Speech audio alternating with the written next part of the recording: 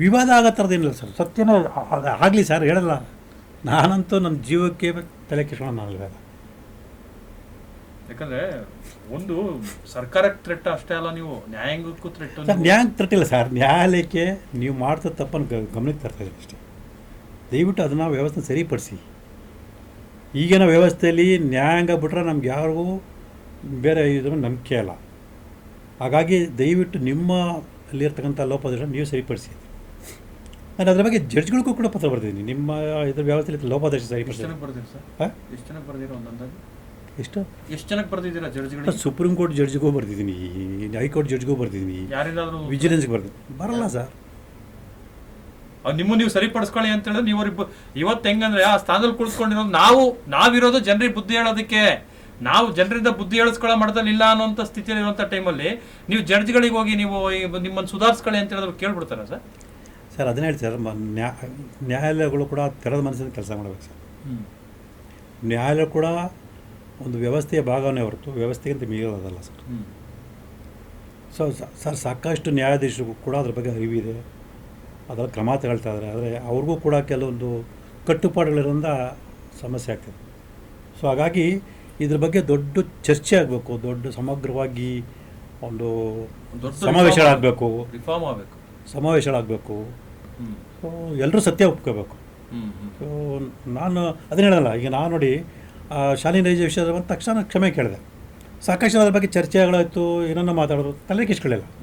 So ತಪ್ಪು ಆ ಕ್ಷಣ ತಪ್ಪು ಆತ್ಮಸಾಕ್ಷಿ ಸರ್. ನಾನು ಇಷ್ಟೆಲ್ಲ ಆರೋಪ ಬರ್ತಲ್ಲ, ಎಲ್ಲರೂ ಕೇಳಿದೆ ಯಾಕೆ ಇದು ಮಾಡೋದು. ನಾನು ಎದುರದ ಹೇಳಿಕೆ ಸರ್. ಒಂದು ನಾನು ಆತ್ಮಸಾಕ್ಷಿಗೆ, ಒಂದು ದೇವರಿಗೆ. ಸೊ ಬೇರೆ ಯಾವ್ದ್ರ ಬಗ್ಗೆ ನಾನು ಜಾಸ್ತಿ ತಲೆ ಕೆಡಿಸ್ಕೋಬೇಕು. ಜನ ನನಗೆ ಭಾಳ ನೋವಾಗ ಸರ್. ನೀವು ಜೀವನ ಅನ್ನೋದು ಐಷಾರಾಮಿ ಜೀವನ ಅಲ್ಲ ಸರ್. ನಾನೊಬ್ಬ ನಾಗರಿಕ ಅನ್ಸ್ಕೊಳ್ಬೇಕಾದ್ರೆ ಆ ಒಂದು ದೇಶದ ವಾತಾವರಣ ಕೂಡ ಒಂದು ಸುಭಿಕ್ಷವಾಗಿರುತ್ತೆ. ಯಾಕೆ ಜನ ಅದ್ರ ಬಗ್ಗೆ ಯೋಚನೆ ಮಾಡ್ತಿಲ್ಲ?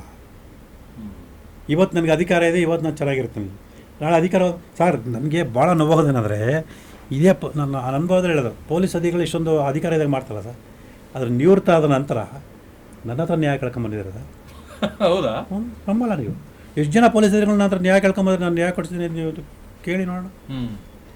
ಸಾಕಷ್ಟು ಜನ ಪೊಲೀಸ್ ಅಧಿಕಾರಿಗಳು ನನ್ನ ಹತ್ರ ಬಂದು ನ್ಯಾಯ ಕೇಳಿದ್ದಾರೆ. ಅದನ್ನೇ ಹೇಳ್ತೀನಿ, ದಯವಿಟ್ಟು ನೀವು ಈಗ ಅದೇ ಹೇಳೋದು ನೋಡಿ. ಅದು ಆಟೋ ಕೊಲೆ ಅಲ್ಲೇ ನಿಲ್ಲಿಸ್ತಾರೆ. ಈಗ ಆಟೋ ಕೊಲೆ ಕೇಸಲ್ಲಿ ಏನೇನು ಹೇಳಿದೆ, ಅದು ಜಗದೀಶ್ ಅಂತ ಸಬ್ ಇನ್ಸ್ಪೆಕ್ಟ್ರು. ಅದೇ ಜಗದೀಶ್ ಮೇಲೆ 2014ರಲ್ಲಿ ಇಲ್ವಾಲ ಪ್ರಕರಣ ದಾಖಲಾದ. ಅದೆಲ್ಲ ಅವ್ರ A1 ಆರೋಪಿ ಅವರು 1.25 ವರ್ಷ ಅವ್ರಿಗೆ ಜಾಮೀನು ಸಿಗಲ್ಲ ಸರ್. ಪೊಲೀಸ್ ಅಧಿಕಾರಿಗಳು ಕೂಡ ಇದ್ರು ಕೂಡ 1.25 ವರ್ಷ ಸಿಗಲ್ಲ.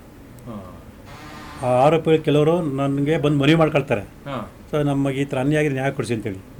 ಆಗ ಆ ಪ್ರಕರಣ ಅವ್ರ ಪರವಾಗಿ ನಾನು ನಿಂತ್ಕೊಂಡು ಹೋರಾಟ ಮಾಡಬೇಕಾದ್ರೆ ಜನ ಬೈತಾರೆ ನನಗೆ ಕೆಲವರು. ಅಲ್ಲಪ್ಪ, ಇದೇ ವ್ಯಕ್ತಿಗಳು ನಿನಗೆ 2010ರಲ್ಲಿ ಕೇಸ್ ನಿನ್ನ ಮೇಲೆ ಸುಳ್ಳು ಕೇಸ್ ಮಾಡಿ ನಿನಗೆ ಅಷ್ಟು ಜೈಲಿಗೆ ಕಳಿಸಿ ನಿನಗೆ ಎಷ್ಟು ತೊಂದರೆ ಕೊಟ್ಟರು, ಈಗ ನೀನು ಅವ್ರ ಪರ ಹೋರಾಟ ಮಾಡ್ತಿದ್ದಿಲ್ಲ ಅಂತೇಳಿ, ನಿಮಗೇನು ಬುದ್ಧಿ ಇಲ್ವಾ ಅಂತೇಳಿ. ನಾನು ಹೇಳಿದೆ, ನನಗೆ ಅನ್ಯಾಯ ಮಾಡಿದ್ರೆ ಅದಕ್ಕೇನು ಶಿಕ್ಷೆ ಕೊಡಿಸ್ಬೇಕು ಕೊಡಿಸ್ತೀನಿ. ಆದರೆ ಇಲ್ಲಿ ಅವ್ರಿಗೆ ಅನ್ಯಾಯ ಆಗಿದೆ, ಅವ್ರು ನಂಗೆ ನ್ಯಾಯ ಕೊಡಿಸಿ ಅಂತ ಕೇಳಿದಾಗ ನ್ಯಾಯ ಕೊಡಿಸಿ ನನ್ನ ಧರ್ಮ ಕೊಡಿಸ್ತೀನಿ ಅಂತೇಳಿ. ನಾನು ಅವಾಗಲೂ ಕೂಡ ನನಗೆ ಸುಮಾರು ಜನ ಬೆದರಿಕೆಗಳು ಬಂತು, ಎಲ್ಲ ಬಂತು, ಇಲ್ಲ ನಿಂಗೆ ಜೀವಕ್ಕೆ ತೊಂದರೆ ಆಗುತ್ತೆ ಅಂತ ಅಲ್ಲಿ ಕೇರೆ ಮಾಡಲಿಲ್ಲ. ಕೇರಳ ಕ್ಯಾಲಿಕಟ್ವರೆಗೆ ಹೋಗಿ ದಾಖಲೆ ತಗೊಂಬಂದು ಅಲ್ಲಿ ತನಕ ಹೋಗ್ತೀರಾ ನೀವು? ಎಲ್ಲೆಲ್ಲ ತನಕ ಹೋಗ್ತೀರಿ? ಅವಶ್ಯಕತೆ ಎಲ್ಲಿ ಬೇಕಾದ್ರೆ ಹೋಗಿ ಎಲ್ಲಿಗಾದ್ರೂ ರೆಡಿ. ಯಾವ ಜೀವ ಭಯ ಅವಲ್ಲ ತಲೆನೇ ಕೇಳಬೇಕು. ಅವೆಲ್ಲ ದಾಖಲೆ ತಗೊಂಬಂದಾಗ ಅವ್ರಿಗೆ ಜಾಮೀನು ಸಿಕ್ತು, ಅವ್ರು ನಿರಪರಾಧ ಸಾಬೀತಾಗಿ ಸಾಧ್ಯ ಆಯಿತು. ಆಗಲೇ ಗೊತ್ತಾಗಿಸ್ತದೆ ಕೃಷ್ಣ ಅಂದರೆ ಏನು ಅಂತ. ಲಾಯರ್ಗಿಂತ ಹೆಚ್ಚಿನ ಫೀಸ್ ತಗೊಳ್ತೀರಾ? ಫೀಸ್ಗಿಂತ ಕೆಳಗೆ ಹೋರಾಟದಲ್ಲಿ ಅವ್ರಿಗೆ ಏನು ಕೊಡ್ತಾರೆ ಅದು ಇಸ್ಕೊಳ್ತಾರೆ ಅಷ್ಟೇ. ಆ ರೀತಿ ಏನಿಲ್ಲ. ಈಗ ಅದನ್ನು ಕ್ಯಾಲಿಕಟ್ ಹೋಗಿದೆ, ಅವ್ರ ಮನೆ ಕಾರು. ಸೊ ಆ ಥರ. ಸೊ ಆ ಥರ ನಾನು ಫೀಸೆಲ್ಲ ಇಸ್ಕೊಳಂಗಿದ್ರೆ ಎಷ್ಟು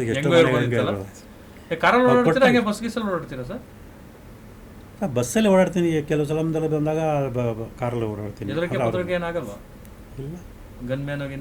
ಇತ್ತು ಇನ್ನು ಏನೋ ಕೇಳಿದ್ರಂತೆ, ಕೊಟ್ಟಿಲ್ಲಂತೆ. ಕೊಟ್ಟಿಲ್ಲ ಸರ್. ಯಾಕೆ ಕೊಡಲ್ಲ? ಅವರೇ ಸರ್ಕಾರವ್ರದ್ದು ಹೊರಟ ಮಾಡ್ಬೇಕಾರೆ ಯಾರೋ ಕೊಡ್ತಾರ. ಇದೊಂದು ದೊಡ್ಡ ವಿಡಂಬನೆ. ಮತ್ತು ನಾನು ಇದು ಮಾಡೋಕ್ಕೂ ಹೋಗಿಲ್ಲ. ಯಾಕೆಂತಂದರೆ ಆ ಥರ ಗನ್ಮ್ಯಾನ್ ತಗೊಂಡ್ರೆ ಇನ್ನೊಂದು ಥರ ಸಮಸ್ಯೆ ಶುರುವಾಗುತ್ತೆ. ನೀವು ಹೇಳ್ತಾ ಇದ್ರಿ. ಯಾಕೆಂದರೆ ನಾನು ಎಲ್ಲಿ ಹೋಗ್ತೀನಿ, ಏನು ಬರ್ತೀನಿ, ಯಾರು ಭೇಟಿ ಮಾಡ್ತೀನಿ, ಅವೆಲ್ಲ ಮಾಹಿತಿ ಸರ್ಕಾರಕ್ಕೆ ಹೋಗುತ್ತೆ.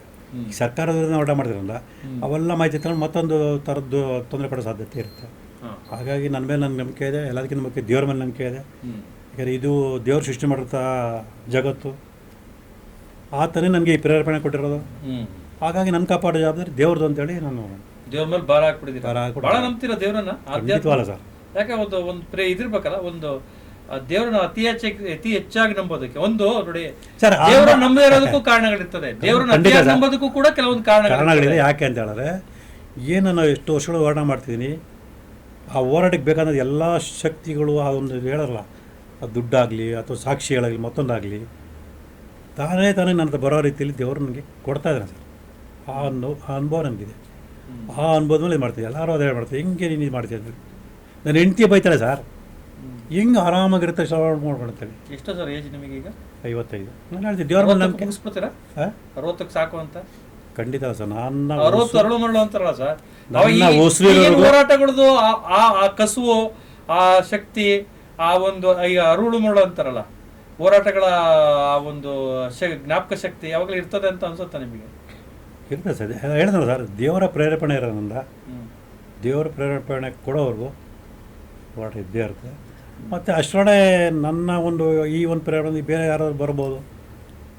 ಎಲ್ಲಿ ಸರ್ ಹೋರಾಟಗಾರರ ಬಗ್ಗೆ ಇವತ್ತು ನಂಬಿಕೆ ಹೇಳ. ಈಗ ನೀವೊಂದು ಮಾತು ಹೇಳ್ತಾ ಇದ್ರಿ ಸರ್, ಹೋರಾಟಗಾರ ಒಬ್ಬ ಪ್ರಾಮಾಣಿಕ ಹೋರಾಟಗಾರ ಉಳಿಯುವಂಥದ್ದು ಬಹಳ ಕಷ್ಟ ಅನ್ನುವಂಥದ್ದು ಸರ್. ಇಲ್ಲಿ ಯಾಕೆ ಅಂತಂದರೆ ನಂಬಿಕೆ ಇರಲ್ಲ ಸರ್. ನಂಬಿಕೆ ಇರಬೇಕು ಸರ್. ಒಂದು ನಮ್ಮ ಮೇಲೆ ನಮ್ಗೆ ನಂಬಿಕೆ ಇದ್ದಾಗ ಅದು ತಾನೇ ಬರೋದು. ನಾನಿಲ್ಲಿ ವಿವೇಕಾನಂದರೊಂದು ಮಾತು ಹೇಳೋಕ್ಕೆ ಇಷ್ಟಪಡ್ತೀನಿ ಸರ್. ಸೊ ಗುರಿ ಸ್ಪಷ್ಟವಾಗಿದ್ದು ಪ್ರಾಮಾಣಿಕ ಹೆಜ್ಜೆ ಇಟ್ಟರೆ ಆ ಗುರಿ ತಲುಪಬೇಕಾದ ಎಲ್ಲ ಶಕ್ತಿಗಳನ್ನು ದೇವರು ಯಾವ್ದಾದ್ರು ರೂಪದಲ್ಲಿ ಕೊಡ್ತಾನಂತ. ಅದ್ಮೇಲೆ ನಂಗೆ ಭಾಳ ನಂಬಿಕೆ ಇದೆ. ಯಾಕಂದರೆ ಅದನ್ನು ಜೀವನ ಅನುಭವಿಸಿದ್ದೀನಿ. ನೀವು ನಂಬಲ್ಲ ಸರ್, ನನಗೆ ದಾಖಲೆ ಹೆಂಗೆ ಸಿಗುತ್ತೆ ಅಂದರೆ ಆಕಸ್ಮಿಕವಾಗಿ ಯಾವುದೋ ರೂಪದಲ್ಲಿ ಬರ್ತಂತಂದರೆ ನಾನೇ ನಂಬಕ್ಕಾಗಲ್ಲ. ಅದು ನೀವು ಹೇಳ್ದಂಗೆ ಎಲ್ಲ ಒಂದು ಕಡೆ ನಿಮ್ಮ ಒಂದು ಆಧ್ಯಾತ್ಮದ ಇದು ಶಕ್ತಿ ಸರ್. ಅದೇ ಹೇಳ್ತೀವಿ ಸರ್, ನಮ್ದು ಏನಿದೆ, ನಮ್ಮ ಪಾತ್ರಧಾರಿ ಸೂತ್ರಧಾರಿ ದೇವರು.